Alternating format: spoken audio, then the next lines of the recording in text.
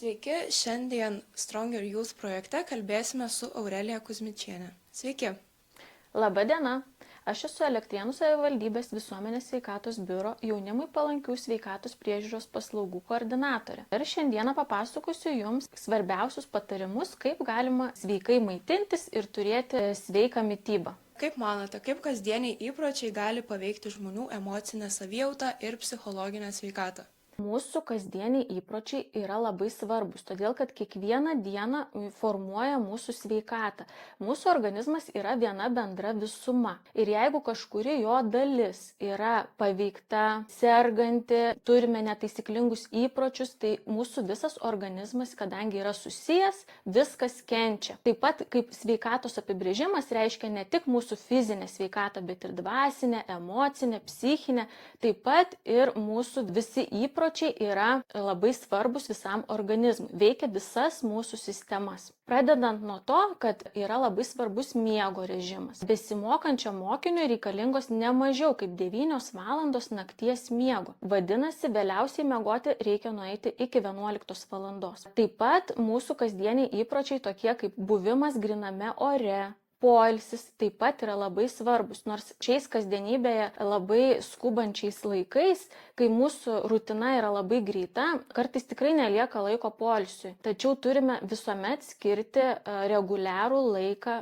kažkokiam mūsų hobiui, atsipalaidavimui, laisvalaikiui, sveikam pabuvimui gamtoje, lauke ir tikrai to negalima ignoruoti ir praleisti. Sekantis, vienas iš svarbiausių mūsų rutinai dalykų, tai yra reguliari mityba. Apie ją šiek tiek ir daugiau pakalbėsime šiame video. Dar vienas iš labai svarbių dalykų, kuriuos daugelis pamiršta, tai yra fizinis aktyvumas. Tai yra iki 60 minučių kasdien. Turime būti fiziškai aktyvus, taip išvengsime ne tik širdies ir kraujotakos ligų, tačiau ir psichinių sutrikimų ir mūsų emocinė sveikata bus visiškai kitokia, kai turėsime tą pastovų fizinį aktyvumą. Kaip turėtų atrodyti subalansuota dienos mityba žmogui, kuris mokosi, dirba ir gyvena aktyvų gyvenimą? Pagrindiniai mitybos principai niekada nebuvo iš piršto laužti, visuomet buvo atlikti moksliniai tyrimai ir šiuo metu mes vadovaujamės Pasaulinės sveikatos organizacijos rekomendacijomis apie sveiką mitybą. Tai yra mitybos piramidė, kurią daugelis esate matę, girdėję. Tikrai vienas iš svarbiausių mitybos principų yra įvairumas, subalansuotumas ir nuosaikumas.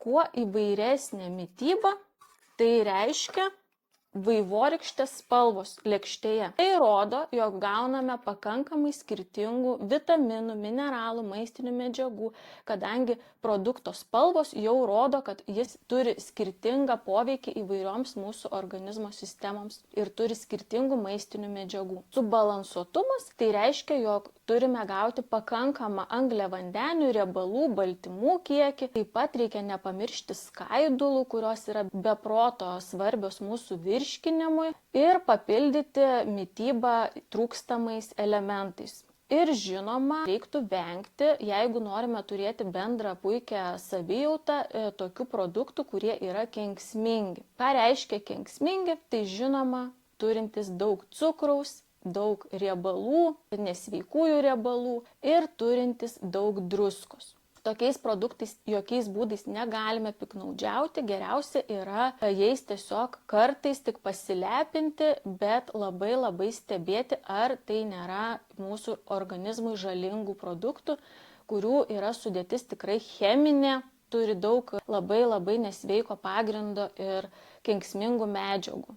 Kokias dažnas mitybos klaidas pastebite tarp jaunų žmonių? Bendraujant su jaunais žmonėmis, pastebiu dažniausia šias mitybos klaidas. Pagrindinė tai yra tai, jog jaunas žmogus pamiršta, nenori, atsisako valgyti pusryčius. Pusryčiai yra svarbiausias dienos patiekalas, nes jis aprūpina organizmą energiją ir padeda išlikti energingam, nusiteikusiam pozityviai, atsparios psichologinės būsenos. Yra labai svarbus visi mitybos laikai, tai reiškia valgyti 3 kartus su užkandžiais reguliariu metu.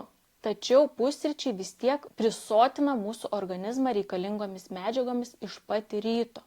Todėl reikia nevengti jų valgyti ir stengtis rinktis sveikesnės alternatyvas, tokias kaip košės, jogurtai, pagardinti vaisiais, uogomis, turinčiais daugiau skaidulinių medžiagų.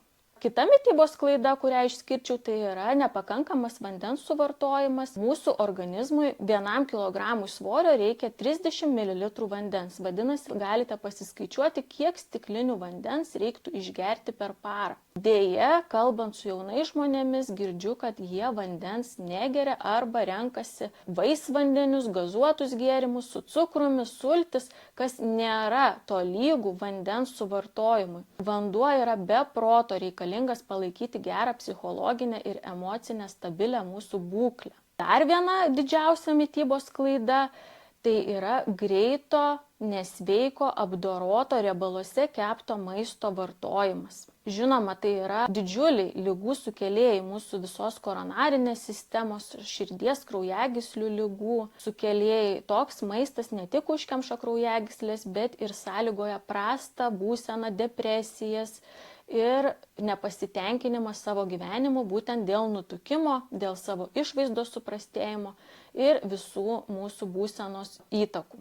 Taigi, nuo kokių žingsnių rekomenduotumėte pradėti žmogui, kuris nori maitintis sveikiau, tačiau jaučiasi pervargęs ar neturintis laiko ir motyvacijos tam? Patarčiau pradėti judėti mažais žingsneliais pirmyn ir po truputėlį keisti savo įpročius. Jeigu bandysime labai staigiai atsisakyti arba keisti savo gyvenimo būdą, žinoma, kad tai gali trukti trumpiau, žmogui tai bus gan sudėtinga. Tas pokytis gali ne visuomet jam būti lengvai įveikiamas. Mažais žingsneliais tai reiškia tiesiog, pavyzdžiui, užsibrėžti tikslą per savaitę išgerti reikiamą kiekį vandens, įsivažiuoti, priprantant valgyti reguliariai, pabandyti visuomet pavalgyti pusryčius, pakeisti kažkokius nesveikus aliejuje keptus užkandžius, tarkime, traškučius į saujelę riešutų, vietoje suvalgyto šokoladinio batonėlio pasirinkti vaisių. Ir po truputėlį matysite savo gyvenime pokyčius. Pirmiausiai tie pokyčiai atsiranda mūsų energijoje, mes esame energingesni, turime daugiau motyvacijos, jėgų kažką veikti. Kiti pokyčiai atsiranda šiek tiek vėliau, tai yra pagerėjusi plaukų, odos būklė, numesti papildomi kilogramai, o vėliau jau ir subalansuota mūsų hormoninė sistema, smegenų veikla pagerėjusi, mokymosi rezultatai. Tai visa tai atsiliepia, todėl kad visas mūsų organizmas yra viena visuma, kurią yra labai lengva išbalansuoti ir kiekvienas dalykas tai yra plyta į mūsų sveiką gyvenimo būdą. Taigi, į ką reikėtų atkreipti dėmesį būtent maisto produktų etiketėse? Parduotuvėse renkantis produktus derėtų atkreipti dėmesį į etiketes, nes ten yra nurodytas produkto maistingumas, energinė vertė, maisto medžiagų kiekis. Skaitant produkto sudėtį reikia atkreipti dėmesį, kad sveikesnė yra trumpesnė sudėtis. Kuo produktas turi mažiau sudedamųjų dalių, tuo labiau tikėtina, kad jis yra sveikas, nes tuomet yra mažiau įvairių pridėtinių konservantų, cheminių medžiagų, pavyzdžiui, skonio stipriklių. Tai visa tai rodo, kad produktas yra vertingesnis. Kitas dalykas, į ką reiktų atkreipti dėmesį, reiktų vengti hidrintų riebalų, transriebalų, kurie taip pat yra nurodyti sudėtinių dalių sąraše. Jei matome, kad produktas turi daug konservantų, skonio stipriklių, įvairių perdėtų sudėtinių dalių, tuomet yra tikimybė, kad jis nėra pats sveikiausias pasirinkimas. Taip pat reikia atsižvelgti į galiojimo terminą. Kuo galiojimo terminas yra ilgesnis, tuo didesnė tikimybė, kad produktas taip pat yra labai apdorotas ir nėra sveikas pasirinkimas. Štai čia turime visų mėgstamą energetinį gėrimą, kurį jaunimas tikrai renkasi mieliau vartoti kartais nei vandenį. Tačiau noriu įspėti, kad jame cukraus kiekis viršija visos dienos cukraus rekomenduojamą kiekį. Tai didina tikimybę susirgti cukriniu diabetu, širdies ir kraujagyslių ligomis. Taip pat štai čia turime atrodytų gan sveiką užkandį, tai varškės sūrelis, tačiau reikia atkreipti dėmesį, jog jis turi labai daug cukraus ir riebalų. Tai suvartojus vieną tokį sūrelį jau turime pusę visos dienos cukraus normos. Jeigu vaikas suvalgo keletą tokių sūrelių, o valgome per dieną toli gražu ne tik sūrelius, jau turėsime žymiai viršytą mūsų sveiką rekomendaciją. Sekantis produktas tai greitai paruošiami makaronai ir štai čia raginčiau atkreipti dėmesį į druskos kiekį. Per parą druskos galima suvartoti iki 5 gramų, o vien šioje vienoje porcijoje yra 3,5 gramo. Iš tikrųjų turime labai didelį kiekį druskos, kas yra labai kenksminga organizmui.